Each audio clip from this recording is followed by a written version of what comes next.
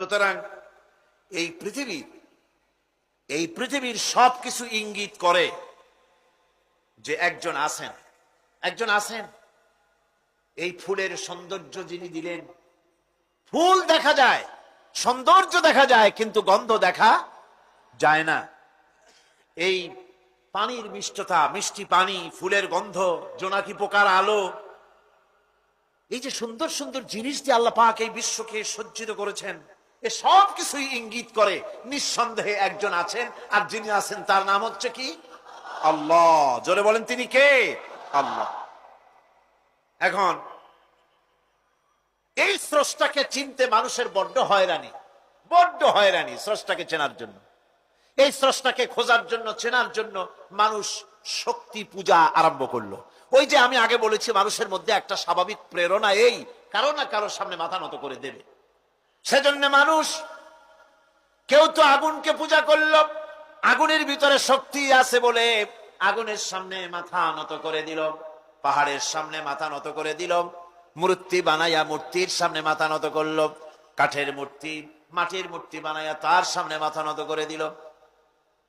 এগুলির সামনে যদি তুমি মাথা নত করলে, এগুলি কি মাছির মতো একটা ছোট্ট প্রাণীও বানাতে পারবে?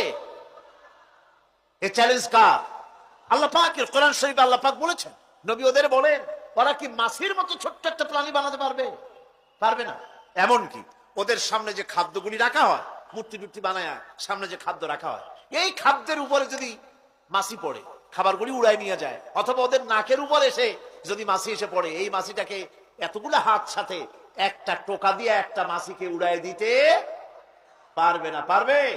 পারবে না। সুতরাং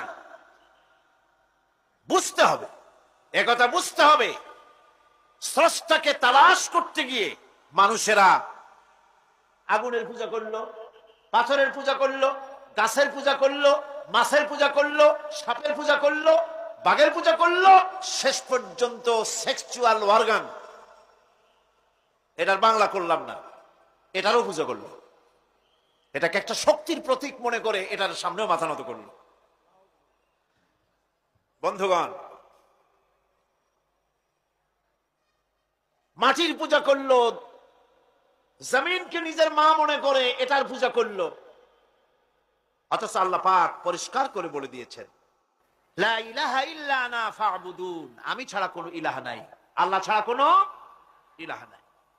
কোরআনে কারীম বলছে, ইন্নাল্লাযীনা তাদউনা মিন দুনিল্লাহি ইবাদুন আমসালু,